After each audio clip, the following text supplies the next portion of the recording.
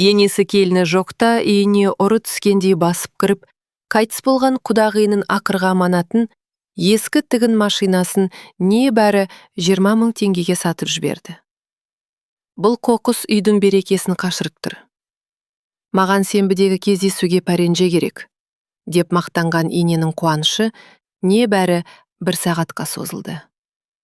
Антикварлық дүкен иесі машинаның ішіндегі құпияны ашқанда, бүкіл отбасының тағдыры күл талқан болды.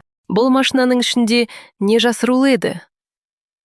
Әлия ауруханадағы түнгі кезекшіліктен аяғын әрең басып оралды. 12 сағат бойы палаталардың арасында жүгіріп, жүйкесі жұқарған науқастарды жұбатып, дәрілерін егіп, әбден шаршаған еді. Үйге жеткенше асықты. Жалғыз арманы диванға құлай кетіп, 1-2 сағат болса да бәрін ұмытып ұйықтау. Бірақ пәтер табалдырығын аттағаннан-ақ көңілі бір жамандықты сезгендей болды. Төргі бөлменің бұрышында анасынан қалған ескі зингер тігін машинасы тұратын жер үңірейіп бос қалыпты.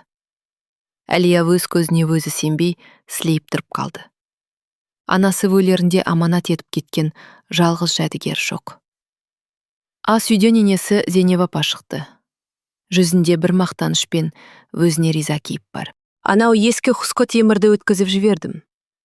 Үйдің берекесін қашырып, шаң жинап тұрған соң, антиквар жинайтын біреуге 20 мың теңгеге сатып жібердім, деді ол ешкім сынбастан. Маған хан тез арада ақша керек болды. Сенбі күні сыныптастарыммен кездесу. Гүлнар мен Сараның алдында ескі тоныммен ұят болады. Соған жаңа пәренже алмақшымын. Әлияның төбесінен жай түскендей болды. Құлағы шыңылдап, жүрегі алқымына тығылды. Ол анасының соңғы аманаты екенін, оны сақтауға сөз бергенін айтып шыңғырды. Бірақ Зейнеп апа оған пысқырып та қараған жоқ.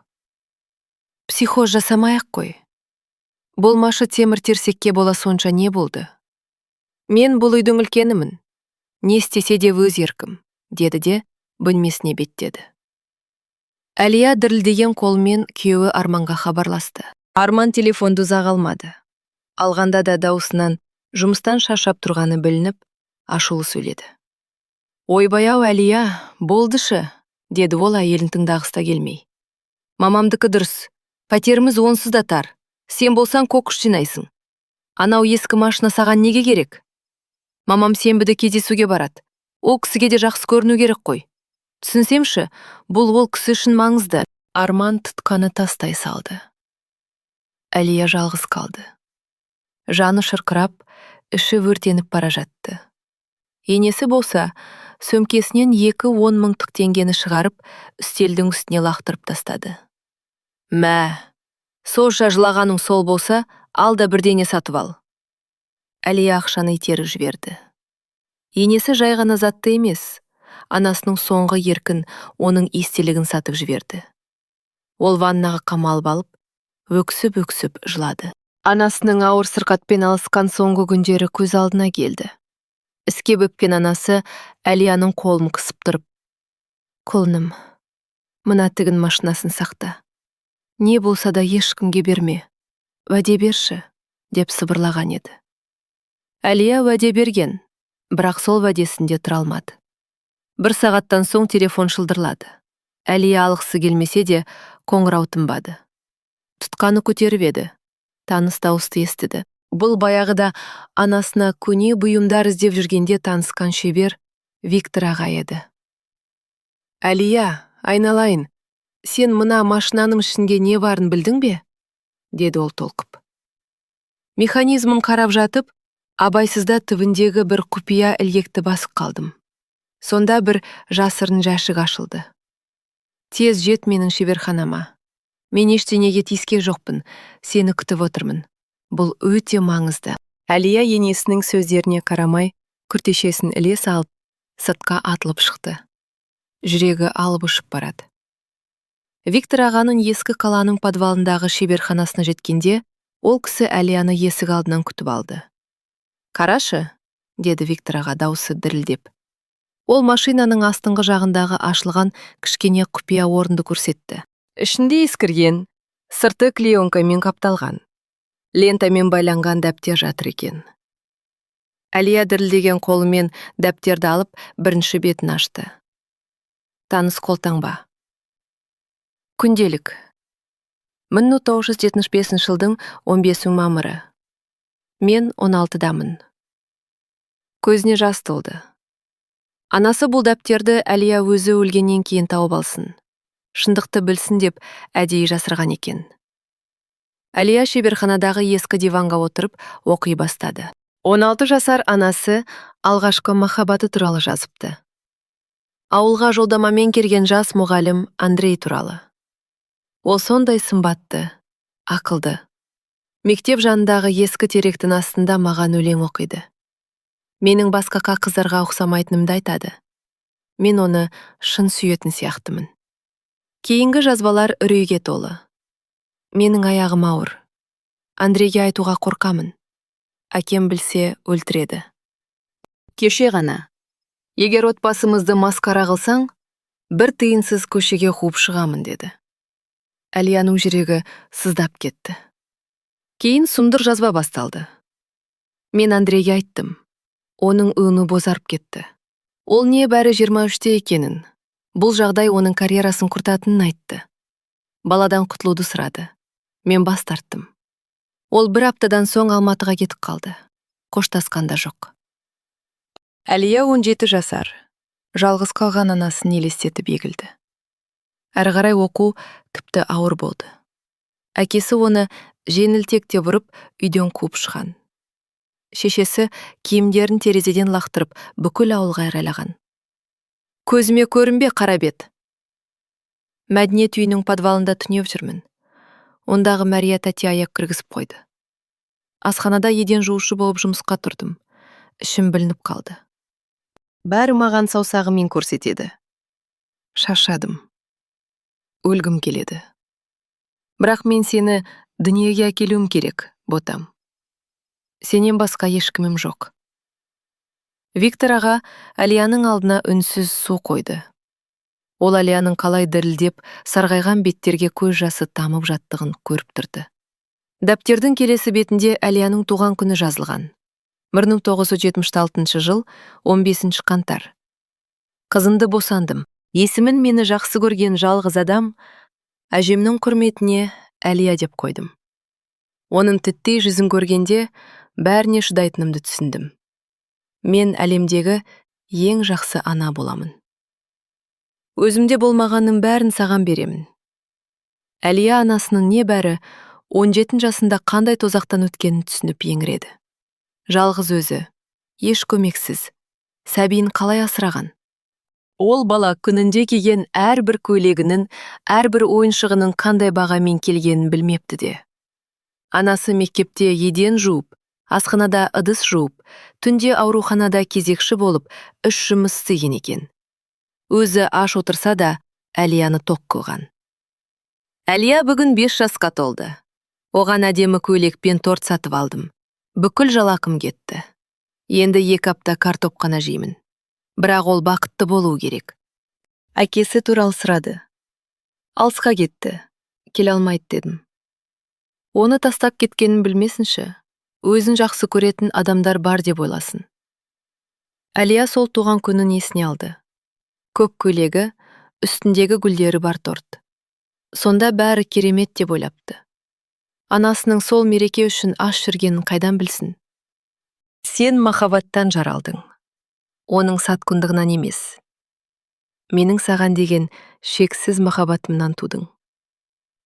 Мен саған бүкіл ғұмырымды бердім, және бұған еш өкінбеймін. Сен менің бақытымсың. Өмірімнің мәні мен сыйысың. Саған бұдан да жақсы өмір сыйлай алмағаным үшін кешір. Мен сені жанымнан артық жақсы көремін.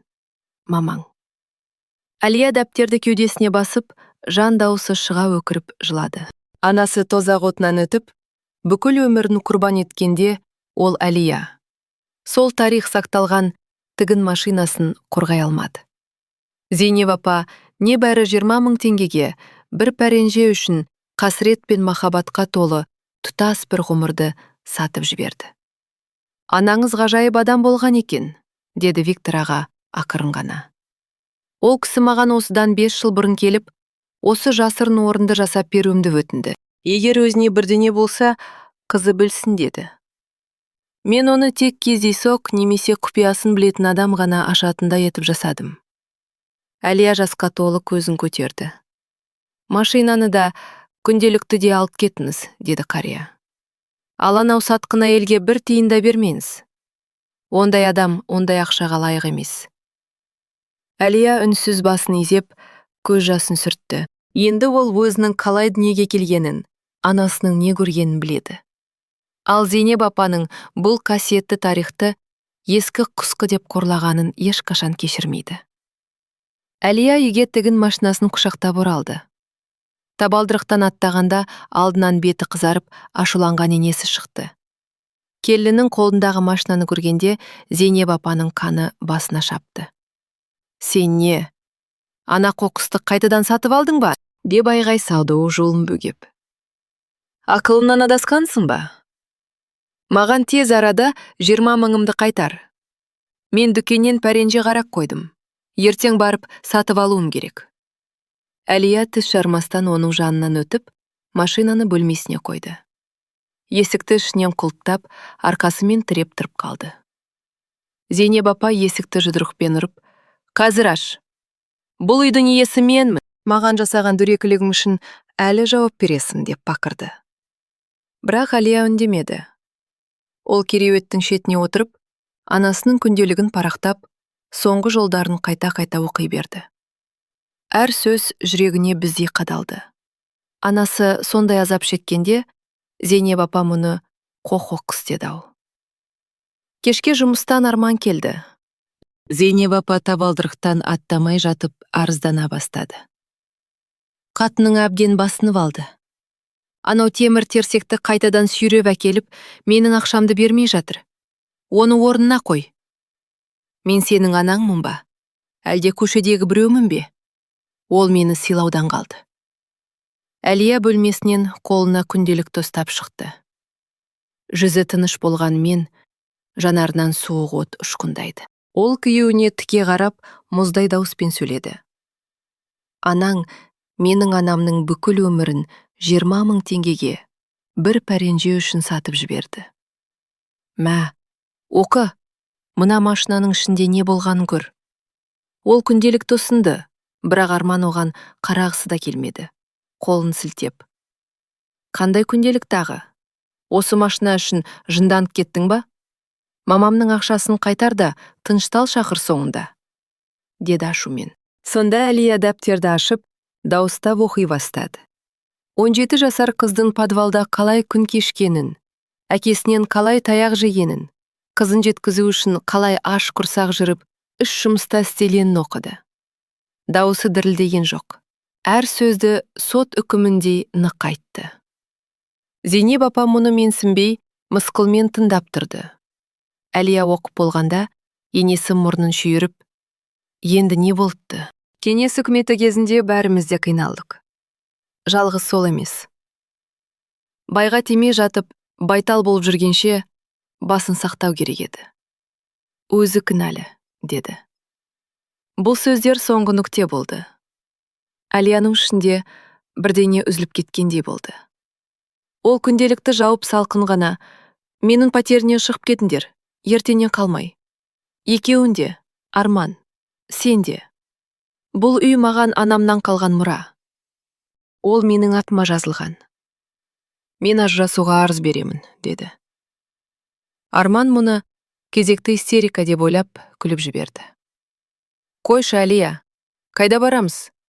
Сен менің әйелімсің. Біз отбасымыз ғой. Бірақ оның күлкісі сенімсіз шықты. Әлияның даусындағы суықтық оны сескендіріп тастады. Әлия телефонын алып, құрбысы заңгер Мадинаға қоңырау шалды. Мадина, бұл мен. Ажырасуды қалай тездетуге болады? Және пәтерден бұрынғы күйеуім мен оның анасын қалай тезірек шығара аламын? Иә, мен байсалдымын. Ертең кеңсеңе барамын. Зейнеп апа Әлияның қалжыңдап тұрмағанын түсінгенде өңі қуарып кетті. Келініне ұмтылып, қолынан ұстады. Әлияжан, айналайын, кешірші мені. Аңдамай сөйлеппін. Бұл соншалықты маңызды екенін білмедім. Мен саған басқа машина сатып әперейін. Бұдан да жақсын тауып беремін. Әлия қолын жиіркенішпен тартып алды. Сіз менің анамның өмірімі қоқыс дедіңіз. Оның азабын, махаббатын, маған жасаған құрбандығын құрбыларыңыздың алдында мақтану үшін сатып жібердіңіз. Өлілердің аруағын сыйламайтын адамдармен бір шаңырақ астында тұра алмаймын. Арман дауысын көтеріп, сес көрсетпек болды. Сен бұған өкінесің? Мен сот арқылы пәтердің жартысын алып қоямын. Бұл ортақ мүлік. Бірақ дауысы дірілдеп тұрды. Әлия шкафтан құжаттарды шығарды. Пәтерді анам маған үйленгенге дейін сыйға тартқан. Міне, сыйға тарту шарты. Сенің де, анаңның да бұған ешқандай қақысы жоқ. Ол мұнда уақытша ғана тіркелген. Зейнеп апа диванға құлай кетіп, еңіреп жылай бастады. Мен қайда барамын? Шеткері жердегі ескі бір бөлмелі үйім суық, сыз тартады. Мен кәрі, ауру әйелмін ғой. Әлия оған аяушылықсыз қарады. Енесінің анасы тірі кезінде оны подвалда туған қарабет деп қорлағаны. Кедейлігін бетіне басқаны. Арманға бұл қайыршыға үйленбе дегені есіне түсті. Енді бұл әйел жылы иімен 5 жыл бойы қас қабағына қараған келіннен айырылып тұр. Сіз мұнда 5 жыл бойы менің есебімнен тұрдыңыз, деді Әлия ақырын. Киіміңізді жудым, тамағыңызды істедім, соңыңыздан жинадым. Ал сіз менің анамды қайыршы дедіңіз. Енді өз үйіңізге барыңыз да, менің анам сияқты жалғыз, көмексіз күн кешіңіз. Арман тағы да жалынып көрді. Әлия, бұл не істегенің? Қанша жыл бірге болдық? Болмашы ескі машина үшін отбасын бұзасың ба? Машина үшін емес, деп жауап берді Әлия. Сендердің шынайы жүздеріңді көргенім үшін. Сендер үшін менің анамның естелігі қоқыс. Оның азабы түк емес. Оның махаббаты бос сөз. Жүрегі жоқ адамдармен бірге тұра алмаймын. Ол күнделікті бауырына басты. Көшіге бір апта уақыт беремін. Өз еріктеріммен кетпесеңдер, сот арқылы шығарамын. Және аяушылық күтпеңдер. Менің анам өлер алдында сіздерден ешқандай аяушылық көрген жоқ. Енді мен де аямаймын. Зейнеп апа аңырап жылай берді, бірақ Әлия оны тыңдамады. Ол өз бөлмесіне кіріп, есігін тағы да құлыптап алды. Ертеңнен бастап өзгелердің тағдырын 20 000 теңгеге саудалайтын 200-лерсіз жаңа өмір басталады. Әлия ажырасуға арыз беріп, Арман мен оның анасына көшуге бір апта мұрсат берді. Зейнеп апа жалынып жалбарынды. Жаңа машина әперемін деп уәде берді. Бірақ Әлия таскерен болды. Күн сайын енесі есігінің алдында тұрып зар иледі. Бірақ Әлия бөлмесінен шықпады. 3-ші күні көршісі Ғали апа келді. Қарт әйел ыңғайсызданып, сөзін неден бастарын білмей тұрды. Ақыры шыдамай, Әлияжан, мен қабырғаның ар жағынан естіп қойдым. Шындықты айтуым керек. Зейнеп маған тәртіпке салып қояйын. Бұл үйдің қожайыны кім екенін білсін деп, машинасын әдейі сатып жібердім, деп мақтанған. Ол анаңды тірі кезінде де жек көретін. Әлияның іші мұздап кетті.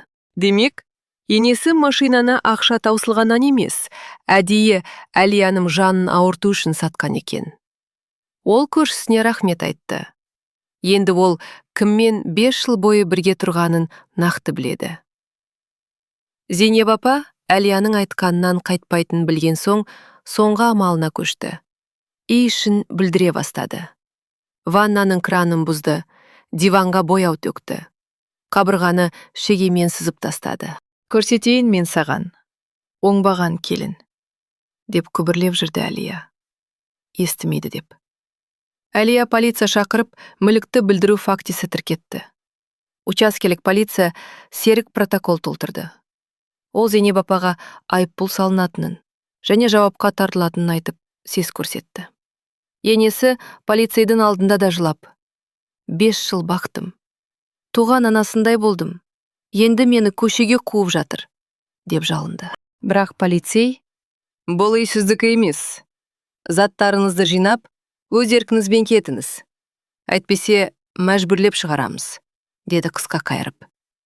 Арман болса, таныстары мен туыстарына Әлияны жамандай бастады.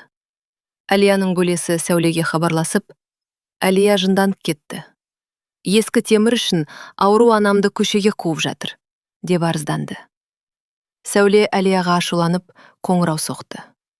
Ят қайда сенде? Бір қоқыс үшін отбасыңды бұзғаның не? Арман сені есінен ауысқан дейді. Әлия бөлесіне күнделік туралы, енесінің сатқындығы мен әдейі жасаған қастандығы туралы бүкпесіз айтып берді. Сәуле ұзақ үнсіз қалып: кешірші, мен білмеппін. Арман сені жай ғана жанжал шығарып жатыр деп айтты. Шындықты білгенімде, деді. Әлия түсінді. Бұрынғы күйеуі бәріне өтірік айтып, оны жынды қылмақшы. Бірақ шындықтың аты шындық. Бір аптадан соң Зейнеп апа мен Арман көшіп кетті. Енесі қаланың шетіндегі суық үйіне. Арман таныстарының жалдамалы бөлмесіне кетті. Ақшалар да мәз емес еді. Арманның жалақысы пәтер мен коммуналдық төлемдерден артылмайтын. Кетер алдында Зейнеп апа соңғы рет жалынып көрді. Ол қолында чемоданы бар, аянышты кейіпте. Әлежан, құлыным, мен әдейі істеген жоқпын. Кешірші ақымақ кемпірді. Бұдан былай жақсы боламын, уәде беремін, деп мүләйімсіді. Бірақ Әлия суық қана. Сіз өліп бара жатқан адамның ақырғы аманатын әдейі емес сатып жіберген жоқсыз. Менің анамның бүкіл өмірін әдейі емес қоқыс демедіңіз. 5 жыл бойы бізді менсінбей. Қайыршы деп келдіңіз де, басымызға күн туып. Күтім керек болғанда ғана айналайын деп бастадыңыз. Кетіңіз де, бұдан былай маған хабарласпаңыз. Сіз өз лайықты жазаңызды алдыңыз, деді. Ол есікті ашты да, енді қайтып маған қоңырау шалмаңыздар деп қысқа қайырды. Зейнеп апа еңіреп жылап, оңбаған келін деп қарғап сілеп кете барды. Бірақ Әлия оның сөздерін естіген де жоқ. Арада бір ай өткенде Әлияға Арман хабарласты. Дауысы мүсәпір, шашаңқы шықты. Әлия, мамам ауырып қалды. Инсульт алды. Қазір өз үйінде жатыр. Қараусыз қалды. Күтім керек. Менің қолым тимейді. Күні бойы жұмыстамын. Өтінемін, келші, көмектесші. Әлияның іші бір сәт дір ете қалды. Бірақ сол заматта енесінің анасынан қалған күнделікті пәренже үшін сатып жібергені, анасының естелігін қоқыс деп қорлағаны есіне түсті. Ол байсалды ғана жауап берді. Арман, сенің анаң осыдан 5 жыл бұрын менің өлім аузында жатқан анама ауру боп көрінуді қойшы, бәріміз де шаршаймыз деген. Әлияның дауысы қатайып кетті. Менің анам қиналғанда, сенің шешеймен 1 сағат тынығып алуым үшін оның жанында отырудан бас тартқан. Мен 2 жыл бойы ұйқысыз, демалыссыз анамды жалғыз бақтым. Енді өз анаңды өзің бақ. Арман қарсылық білдірмек болды. Бірақ ол кісі ауру ғой, көмек керек емес пе? Әлия оның сөзін бөліп жіберді. Онда баяғы 20 000 теңгесіне күтуші жалдаңдар. Айтпақшы, ұмытып кетіппін. Ол ақшаны дәрі-дәрмекке жұмсап қойдыңдар ғой, е? Өкінішті ақ. Ол тұтқаны тастай салды. Ішінде аяушылық та, өкініш те қалмаған еді. Тек әділдіктің орнағанына деген салқын тыныштық қана бар. Зейнеп апа өзі лайықты жазасын алды. Баяғыда Әлия мен анасын қуып жібергісі келген сол суық, шеткері үйде жалғыздық пен ауруға тап болды. Ғали апаның айтуынша, Зейнеп апа ол пәренжені бәрібір ала алмапты. 20 000 теңгенің бәрі инсульттан кейінгі дәрілерге кеткен. Ал сыныптастарымен кездесуге бара алмай, ауруханада шарасыздықтан жылап жатыпты. Әділдік орнап, Әлияның жаны жай тапты.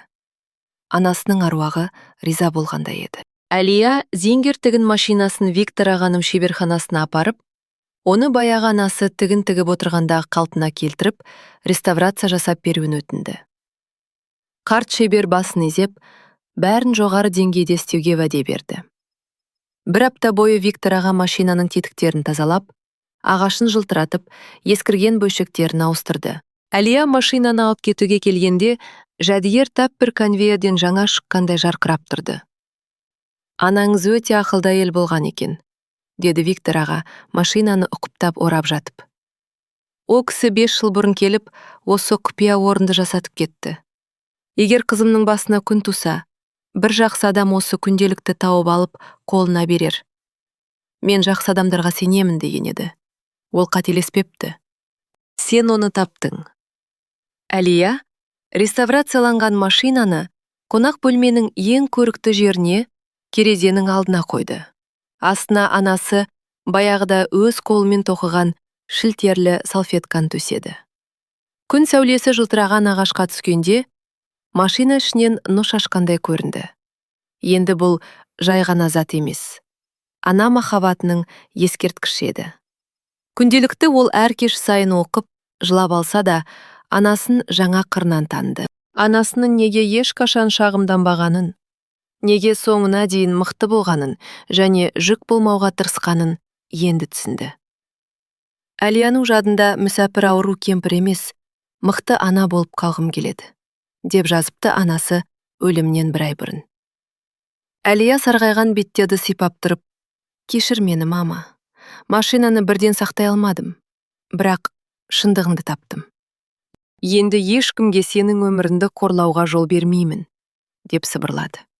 Арада 2 ай өткенде Әлияға бір бейтаныс әйел хабарласып, өзін Андрей Соколовтың қызы Мадина деп таныстырды.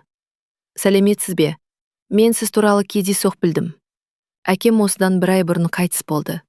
Оның архивін реттеп отырып, 1975-1976 жылдар жазылған анаңыздың хаттарын тауып алдым. Ол хаттарды сақтапты, бірақ жауап бермеген екен. Сізбен кездесуге бола ма? Әлия алғашында бас тартқысы келді. Анасы әкесін іздемеуді өтінген еді ғой. Бірақ ол адам бақилық болды. Ал оның қызы, Әлияның әкесі, бір қарындасы кездесуді сұрап тұр. Қызығушылық жеңіп, олар Алматыдағы Төле би көшесіндегі бір дәмханада жолықты. Мадина 40-тар шамасындағы, көзінен мұң есетін, ақылды әйел екен. Ол уақыттан сарғайған хаттарда келді. Онда 17 жасар қыз Андрейден көмек сұрап жалынған екен. Қызы туылғанын, сүт ақшасына болса да жәрдем беруін өтініпті. Андрей бір хатқа жауап бермепті. Менің әкем қорқақ адам болды, деді Мадина ішіндегі запыраны шығарып. Ол өмір бойы романдарында биік сезімдер туралы жазды. Ал өмірде аяғы ауыр қызды тастап кетті. Көмектесуге де тырыспады. Мен ол үшін ұяламын. Ол Әлияға өзінің күнәсінде кешірім сұраған жанармен қарады. Мадинаның айтуынша, әкесі өлер алдында тастап кеткен қызы мен жары алдындағы күнәсін мойындап, қатты өкініпті. Ол сізге мұра ретінде ақша қалдырды. 5 миллион теңге. Бұл оның қарыздарынан кейінгі қалғыз ақшасы. Менің сізді тауып, табыстауымды аманаттады. Бұл менің кінәмді жуып шаймайды. Бірақ тірі кезінде істей алмаған жәрдемім болсын, деді. Әлия алғашында анасын тастап кеткен адамның ақшасын алудан бас тартпақ болды. Намысы жібермеді. Бірақ кейін ойланып, бұл ақшаның анасының аруағы үшін керек екенін түсінді. Ол ақшаны алып, анасының атымен жалғызбасты аналарға көмек қорын ашуды ұйғарды. Мамама бұйырмаған көмекті басқа қиналған әйелдер алсын, деді ол Мадинаға. Мадина басын изеп, Әлияның шешімін құптады. Ол да әкесінің күнәсін осылай болса да өтегісі келді. Арада жарты жыл өтті. Әлия пәтерде жалғыз тұрып жатты. Бірақ ол көп жылдан бері алғаш рет жанының тыныштығы мен ішкі күшін сезінді. Зингер тігін машинасы терезенің алдында тұр. Оған қараған сайын Әлия аурудан қажыған анасын емес, өзі үшін тозақтың отына түскен, мықты да мейірімді анасын есіне алады. Зейнеп апа сол беті инсульттан оңалмады. Қала шетіндегі суық үйінде жалғыз жатты. Арман айына бір рет келіп кетіп жүрді. Күтуші жалдауға ақшасы жетпеді. Ол Алияға бірнеше рет қоңырау шалып, қайтып келуін сұрады. Анам бұдан былай бізбен тұрмайды деп уәде берді. Бірақ Алия кесіп айтты. Ол анасының тарихын қоқыс деген адамды жақтаған жанмен бірге бола алмайды. Кейбір нәрселер кешірілмейді, әсіресе ана аруағына жасалған қиянат. Анасының туған күнінде Алия машинаның қасына жаңа гүлдер қойды. Анасы жақсы көретін аппақ хризантемалар. Күнделіктің соңғы бетін ашып, сен менің бақытымсың, мағынамсың. Мен сені өмірімнен артық жақсы көремін, деген сөздерді тағы оқыды. Мен де сені жақсы көремін, мама. Машинаңды уәде бергенімде сақтадым, деп сыбырлады ол. Терезеден батып бара жатқан күннің алтын шапағы бөлмені нұрға бөледі. Сол сәтте анасы жанында тұрғандай, ақыры жаны жай тауып, тынышталғандай сезілді.